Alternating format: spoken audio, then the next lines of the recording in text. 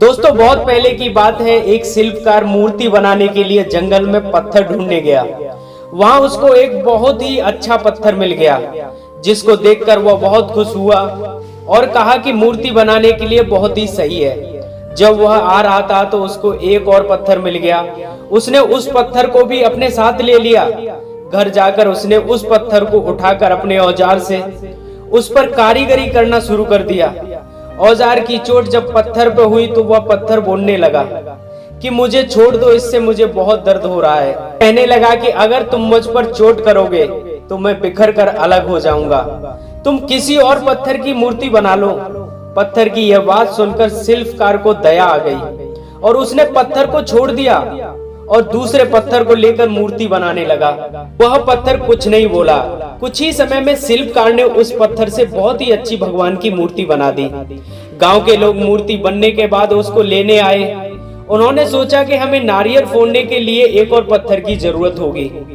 उन्होंने वहां रखे पहले पत्थर को भी अपने साथ ले लिया और मूर्ति को ले जाकर उन्होंने मंदिर में सजा दिया और उनके सामने उसी पत्थर को रख दिया।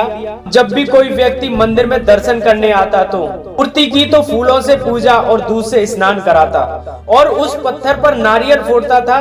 जब लोग उस पत्थर पर नारियल फोड़ते तो वो बहुत परेशान होता और उसको दर्द होता, वह चिल्लाता, लेकिन उसकी सुनने वाला कोई नहीं था।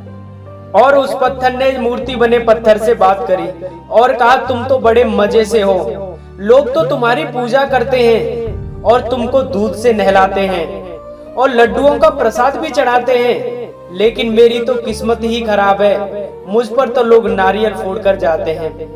इस पर मूर्ति बने पत्थर ने कहा कि जब शिल्पकार तुम पर कारीगरी कर रहा था, यदि तुम उस समय उसको नहीं रोकते तो आज मेरी जगह तुम होते, लेकिन तुमने आसान रास्ता चुना, इसीलिए तुम आज दुख उठा रहे हो। उसी पत्थर को मूर्ति बने पत्थर की बात समझ में आ गई और उसने कहा, अब से मैं किसी को कोई शिकायत नहीं करूंगा। इसके बाद लोग आकर उस पर नारियल फोड़ते, नारियल के टूटने से उस पर भी नारियल का पानी गिरता और अब लोग मूर्ति को प्रसाद का भोग लगाकर उस पत्थर पर रखने लगे।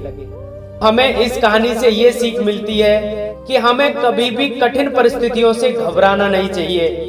दोस्तों आपको हमारी कहानी थोड़ी सी भी अच्छी लगी तो प्लीज वीडियो को लाइक, चैनल को सब्सक्राइब करके हमें कमेंट में जरूर बताना।